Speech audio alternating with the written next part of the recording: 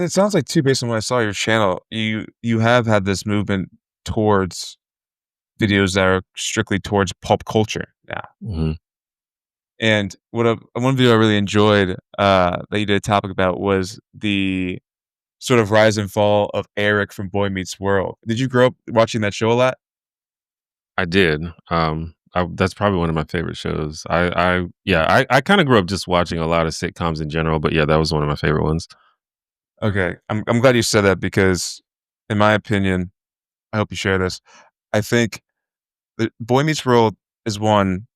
I'm not gonna say it's underrated because I don't think it's that underrated, but I still think it's probably the best show for someone to grow up on from a child to teenage years to the college years because it's matched from a timeline standpoint from the characters in the show, but also to master the wisdom and advice that's given that show from obviously the neighbor Mr. Feeny.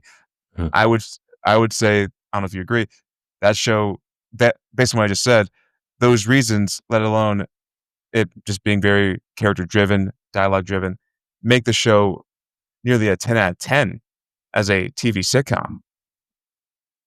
Yeah, I mean, I have no issues with that statement. I like a lot of shows, but yeah, there's something special about that show.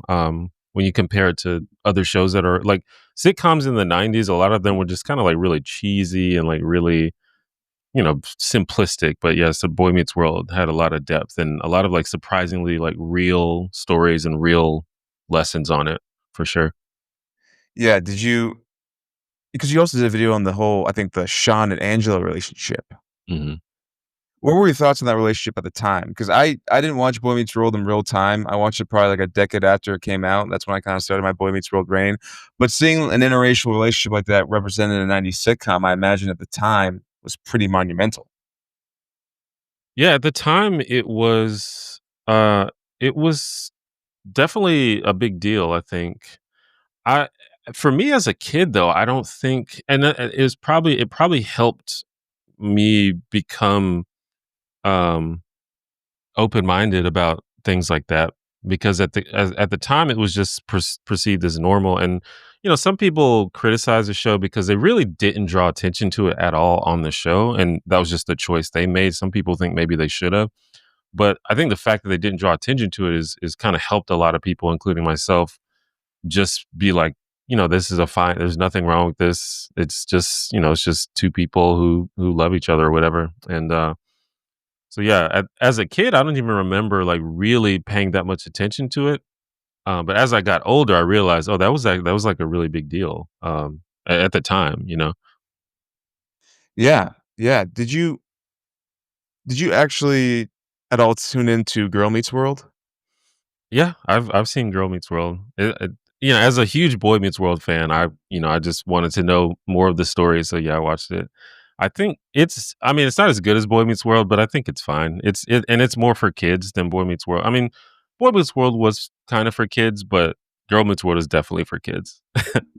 Yeah, I guess too because they did such a good job, Boy Meets World, capturing really serious issues. I guess they share that to some degree with Fresh Prince of Bel-Air with this ability to not just be funny, but an element of real life scenarios. For example, I think there's a one episode where Shawn joins a cult, Hmm. which was really heavy. There was another episode where Eric almost wants to move away at a young age because he can't truly find his destiny from a human perspective at such a young age. So he decides to move to a small town, and the father in that show wants to go and kind of rescue him from that. Hmm. Uh, I don't know if I have a question there, but I just was analyzing Boy Meets Yeah, World as a show is just such a there's so many perfect. episodes like that. Yeah, the not only just the character stories, but how you can relate those lessons to like real life. Yeah, and even the freaking emotions of the conclusion of the show.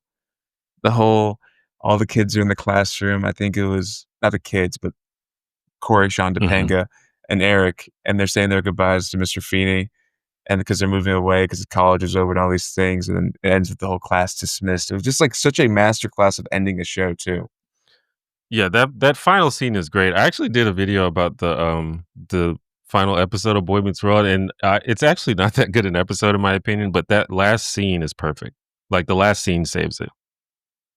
Yeah, I was just like, man, I do you listen to their podcast? Because I know they have one now, the, I do Pod Meets listen. World? I do You listen do? to the podcast. I told you I'm a huge Boy Meets World fan. They're doing a live tour? Yeah, if they come nearby, I'll look into it.